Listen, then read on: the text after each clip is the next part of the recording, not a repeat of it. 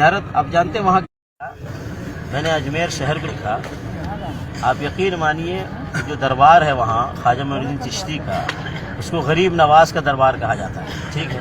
اور اجمیر میں اتنے غریب ہیں کہ آپ سوچ بھی نہیں سکتے. غریب نواز موجود ہیں اور شہر غریب بنا ہوا ہے.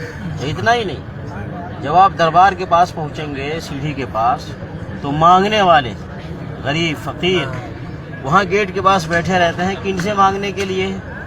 جو لوگ دربار کی زیارت کرنے آ رہے ہیں ان سے مانگنے غریب بیٹھے ہیں. دربار پہ جا کے غریب نواز سے نہیں مانگتے ہیں، تو یہ سمجھتے ہیں کہ یہ غریب نواز نہیں دینے والے ہیں. غریب نواز کی زیارت کرنے جو آ رہے ہیں وہی دینے والے ہیں غریبوں. اتنا ہی نہیں، جو وہاں سجادہ نشین بیٹھے ہیں دربار پہ اور مجاور بیٹھے ہیں، خادم بیٹھے ہیں، وہ خود اس غریب نواز کے دربار سے نہیں مانگتے ہیں. وہ کس سے مانگتے ہیں؟ جو زیارت کے لیے آتے ہیں نا ان سے مانگتے ہیں، وہ ان سے مانگتے ہیں. اسی لیے مجھے خود بتایا ہے لوگوں نے کہ زیارت آپ جانتے ہیں وہاں کیا ہے کہ جو غریب ہیں بیچارے مسکین ہیں ان کو تو کوئی پروٹوکول نہیں ہے. وہ تو جائیں زیارت کریں، 5-10 روپے ڈالیں، جائیں دھکے کھائیں.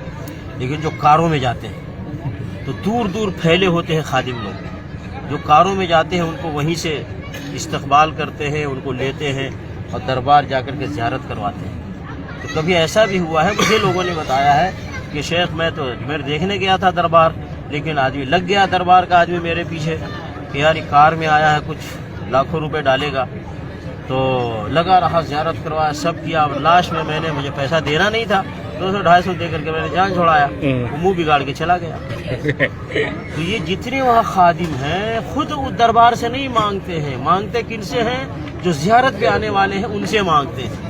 لیکن لوگ دنیا والوں کو کیا کہتے ہیں؟ غریب نواز کے پاس آ جاؤ. یہ غریبوں کو نوازتے ہیں، غریبوں کو دیتے ہیں، بیماریاں بھی، صحت بھی دیتے ہیں، نوکری بھی دیتے ہیں، کاروبار میں فائدہ بھی دیتے ہیں، اور بلکہ یہاں تک کہ جو مر گیا اس کو زندگی بھی دیتے ہیں.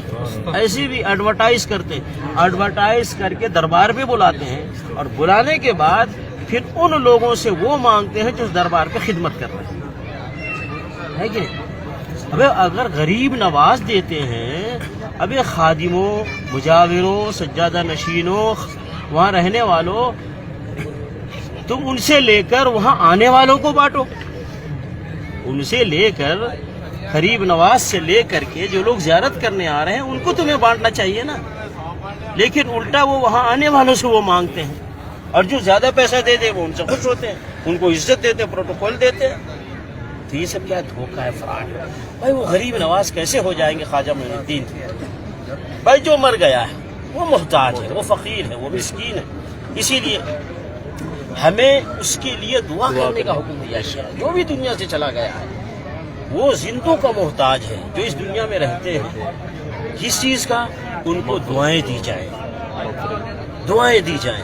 اللہم اغفر لہ، اللہم ارحمہ، اے اللہ ان کے گناہوں کو بخش دے، اے اللہ ان کے اوپر رحمت نازل فرما، اے اللہ انہیں عذاب قبر سے بچا، اے اللہ انہیں اچھی زندگی عطا فرما، اے اللہ انہیں عذاب جہنم سے بچا، انہیں جنت عطا فرما. تو ہم جو زندہ ہیں ہم قبر میں جانے والوں کے لیے دعائیں کریں گے، ہم انہیں دعائیں دے سکتے ہیں. قبر میں جانے والا نہ آج تک کسی کو کچھ دیا ہے اور نہ دے گا، یہ عقیدہ بنا گیا. بے شک اگر کوئی دے سکتا تو رسول اللہ صلی اللہ علیہ وسلم قبر میں جانے کے بعد اپنی بیوی عائشہ رضی اللہ تعالیٰ عنہ جو اسی حجرے میں رہتی تھی اپنی بیوی کو کچھ دیتے.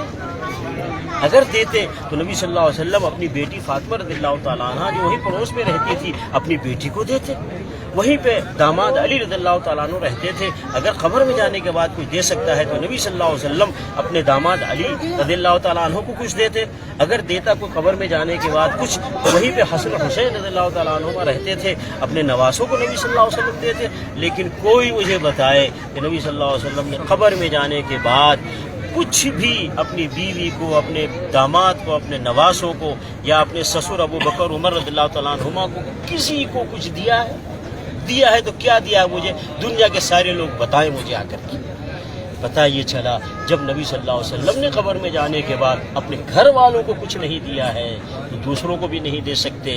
اور جب نبی صلی اللہ علیہ وسلم نے نہیں دیا ہے تو اس کائنات میں کوئی بھی قبر میں جانے کے بعد کسی کو کچھ نہیں